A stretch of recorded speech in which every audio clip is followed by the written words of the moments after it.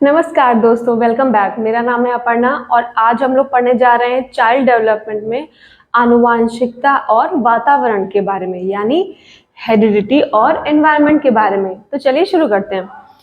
देखिए, आपने आनुवांशिकता और वातावरण ये जो दो नाम है पहले भी सुने होंगे। कहाँ? जब मैंने मैच्योरेशन और लर्निंग यानी परिपक्वता और अधिगम आपकी क्लास आपके लिए थी, तो उसमें इन दोनों का जिक्र किया था, इन दोनों के बारे में बताया था। क्या बताया था मैंने? कि परिपक्वता पे यानी आपकी जो शारीरिक और मानसिक जो चीजें बदल रही हैं उस पे वंशानुक्रम यानी आनुवांशिकता और लर्निंग या अधिगम पे वातावरण अपना प्रभाव डालता है। उसी चीज को आज हम एक थोड़ा सा जो है ज्यादा ब्रॉड वे में पढ़ेंगे, डिटेल में पढ़ेंगे। तो चलिए शुरू करते हैं। तो सबसे पहले हम पढ़ेंगे कि आनुवांशिकता या हेरिडिटी क्या होती है, यानी वंशानुक्रम क्या होता है। तो जेम्स ड्रेवर ने कहा है, उन्होंने आनुवांशिकता के बारे में क्या कहा है कि शारीरिक और मानसिक विशेषताओं का यानी शारीरिक और मानसिक विशेषताओं का माता पिता से संतानों में हस्तांतरण होना आनुवांशिकता कहलाता है। किसने कहा? ये जेम्स ड्रेवर ने। क्या कह रहे हैं कि जितनी भी शारीरिक या फिजिकल, मानसिक यानी कॉग्निटिव जितनी भी विशेषताएं हैं, बच्चा एक जो माता पिता से लेके आता है, माता पिता से जो उसमें आती है शारीरिक और मानसिक विशेषताएं, वो सब क्या है? वंशानुक्रम कहलाती हैं। कि हमें अपने पेरेंट्स, ग्रैंड पेरेंट्स या पिछली जनरेशन, जिस जनरेशन से हम होके आए हैं, मतलब हमसे पहले हमारे माता पिता, उनसे पहले उनके माता पिता, उनसे पहले उनके माता पिता, इस तरह की 5, 7, 10 जनरेशन से जो भी कैरेक्टरिस्टिक्स यानी जो भी चीजें हमें जीन्स के थ्रू मिलती हैं, ट्रांसफर होती हैं, वो सब किस में आएंगी? हेरिडिटी में आएंगी। अब देखिए, इस तरह हम कह सकते हैं कि हेरिडिटी क्या है? स्टैटिक है। कैसे है? स्टैटिक है। ये क्या है? स्टैटिक है, यानी इसमें कोई भी चेंज या बदलाव या परिवर्तन नहीं होगा। कैसे? अब मैंने क्या कहा, जो पेरेंट्स से आए हैं, ग्रैंड पेरेंट्स से आए हैं, उससे पहले आए हैं, अब वो लोग तो आ चुके हैं। अब ऐसा तो है नहीं कि हमारे ग्रैंड पेरेंट्स हमारे बाद आएंगे, नहीं, हम उनके बाद आए हैं, तो हमसे पहले जितने भी आए हैं उन्हीं के गुण हमको मिलते हैं, जो वो हेरिडिटी में आते हैं। तो ये क्या है? इसीलिए स्टैटिक है, क्योंकि इसमें कोई भी चेंज नहीं होने वाला। वो हमसे पहले आए थे और वही गुण हमें दिए हैं, इसीलिए हेरिडिटी क्या है? स्टैटिक है। हेरिडिटी क्या है? ये प्रेडिक्टेबल भी है। अब ये प्रेडिक्टेबल कैसे है कि आप देखिए, आप इसको अपने घर में इसका एग्जाम्पल देख सकते हैं कि आप अपने माता पिता को देखिए और अपने आप को देखिए, तो उन्हें देखने पे आपको लगेगा कि आप भी उनके जैसे ही हो। तो किसी के माता पिता या बच्चे को देख के ये अनुमान लगाया जा सकता है, बच्चे को देख के कि हाँ, ये इसके माता पिता इस तरह के होंगे, या माता पिता को देखकर कि बच्चा किस तरह दिखने में होगा, ये अनुमान लगाया जा सकता है। यानी किसी के माता पिता या ग्रैंड पेरेंट्स को देख के हम ये प्रिडिक्ट कर सकते हैं कि इनके घर में जो बच्चे होंगे वो किस तरह के देखने या काम करने में या कौशल में होंगे। इसीलिए इसको स्टैटिक भी कहते हैं, क्योंकि हमको अपने पेरेंट्स और पिछली जनरेशन से मिला है, और प्रिडिक्टेबल भी है क्योंकि इसमें एक दूसरे को देख के ये प्रिडिक्ट किया जा सकता है कि अगर माता पिता ऐसे हैं तो बच्चे किस तरीके के होंगे। अब देखिए, हेरिडिटी के थ्रू जो आपको जितने भी जीन्स ट्रांसफर हो रहे हैं, जितने भी कैरेक्टरिस्टिक्स, तो वो क्या है? कुछ तो आप देख के बता सकते हो ना कि हाइट कितनी है। जैसे देख के क्या क्या बताया जा सकता है? जैसे हाइट के बारे में कि हाइट कितनी होगी, या आपके स्किन कलर के बारे में बता सकते हैं कि स्किन का कलर, आई कलर, इस सब के बारे में बता सकते हैं।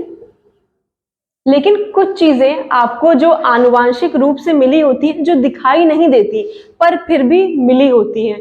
कैसे? जैसे आपका नेचर कैसा है, नेचर इन द सेंस कि आप बहुत एक्सट्रोवर्ट हो कि इंट्रोवर्ट हो, बहुत सोशल हो कि नहीं हो, या आप शर्माते हो, या आप किसी चीज को किस तरह तर्क से समझ सकते हो, देर में समझ सकते हो, तो वो सब चीजें भी इसके अंतर्गत आती हैं। यानी वो चीज जो दिखाई दे रही है हमें, जैसे हाइट, स्किन कलर, आई कलर, बाल का कलर आपकी, ये सब, और उसके साथ ही वो चीजें भी इसमें आती हैं जो दिखाई नहीं देती, जैसे आपका नेचर कैसा है, मतलब आप शाई हो, सोशल हो, एक्सट्रोवर्ट हो, इंट्रोवर्ट हो, किस तरह से आप लोगों से इंटरेक्ट कर रहे हो, ये सब चीजें भी हमें हेरिडिटी के थ्रू ही मिलती हैं।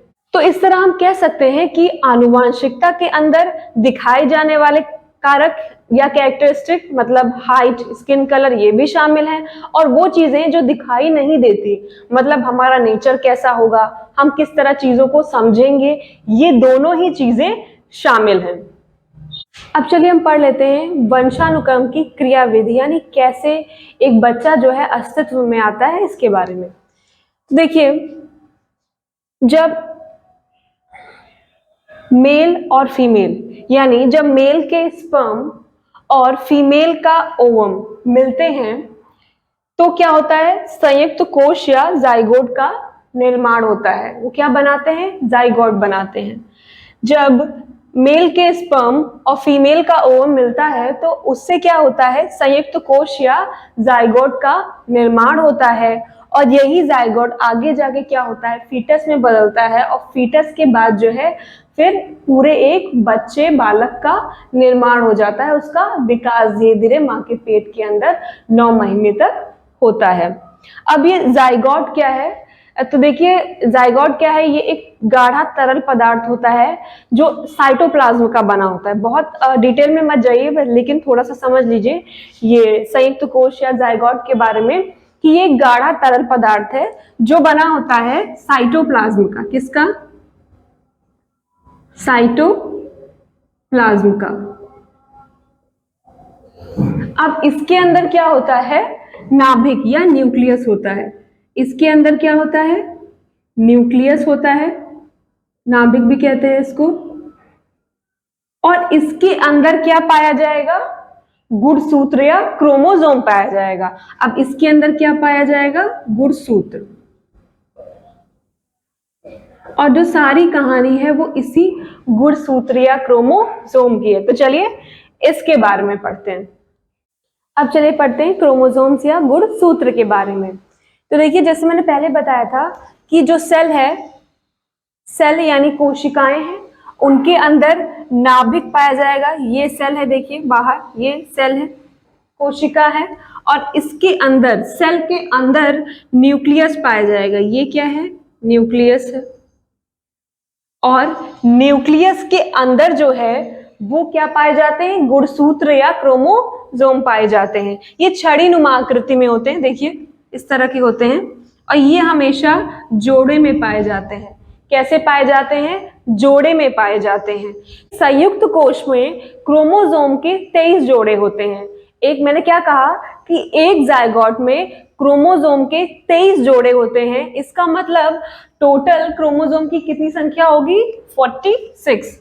अब ये यहाँ से सब इंपॉर्टेंट होता चला जाता है। अब मैं जो जो बोल रही हूँ, हर एक पॉइंट वो इंपॉर्टेंट होता जा रहा है। कि जैसे क्या बताया मैंने कि जो क्रोमोसोम है, हर एक जाइगोट में, हर एक संयुक्त कोश में क्रोमोसोम के 23 जोड़े होते हैं। क्या मैंने बोला, 23 जोड़े, यानी 23 पेयर में होते हैं।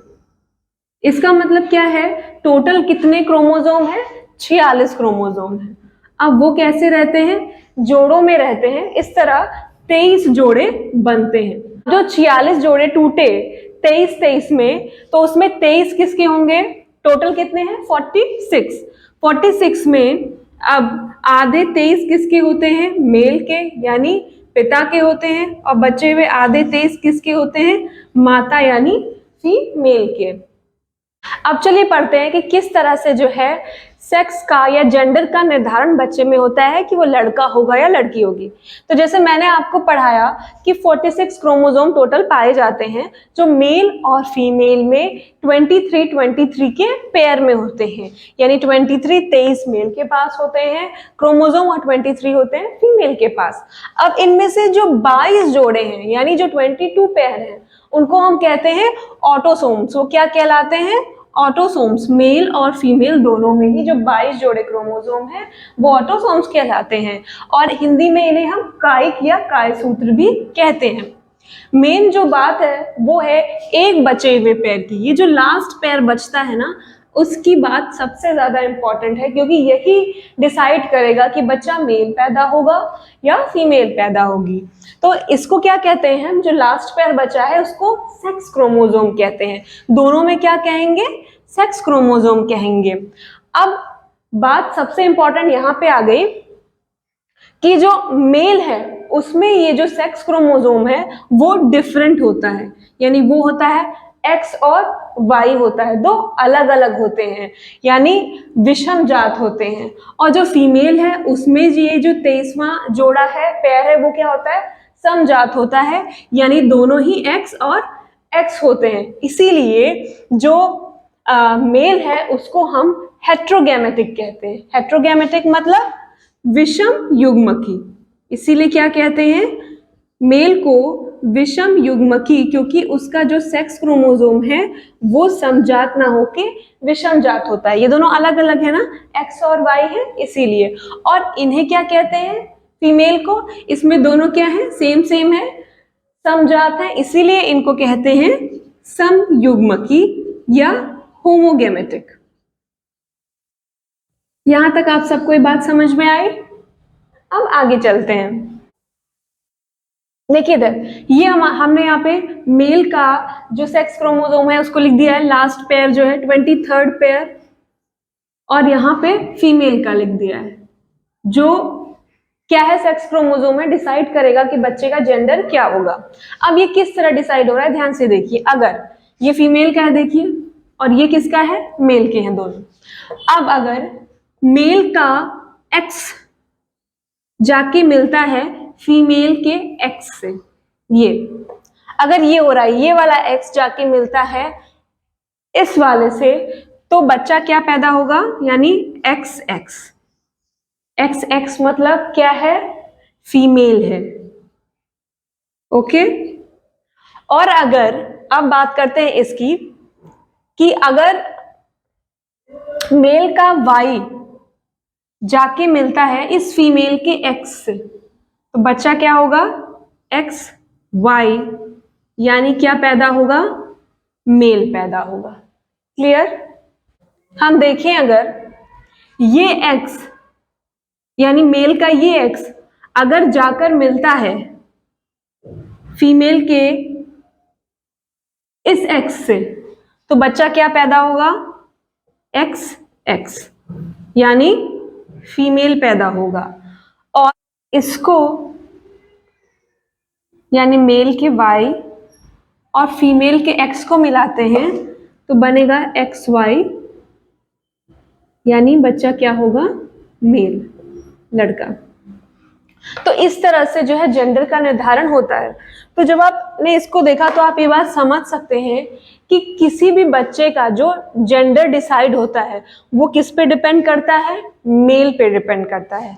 यानी बच्चे का जेंडर क्या होगा ये डिपेंड करता है पूरी तरह से मेल पे। फीमेल की इसमें भागीदारी नहीं होती है, किसमें, जेंडर डिसाइड करने में, कि बच्चा मेल पैदा होगा या फीमेल पैदा होगा। तो इस तरह से हमारी आज की क्लास यहीं पे ख़त्म होती है। हम आपसे कल मिलेंगे एक नई क्लास में। तब तक आप सब अच्छे से पढ़ते रहिए, अपनी तैयारी करते रहिए। आपको वीडियो अच्छा लगा हो, जो भी मैंने क्लास ली उससे कुछ समझ में आया हो, तो आप प्लीज़ इस वीडियो को लाइक करें और चैनल को सब्सक्राइब करें। साथ ही इस वीडियो को अपने दोस्तों में, जान पहचान वालों में शेयर भी करें, जिससे वो भी पढ़ सकें, सीख सकें, नौकरी पा सकें। तो हम आपसे मिलते हैं फिर कल अपने अगले वीडियो में। तब तक नमस्कार।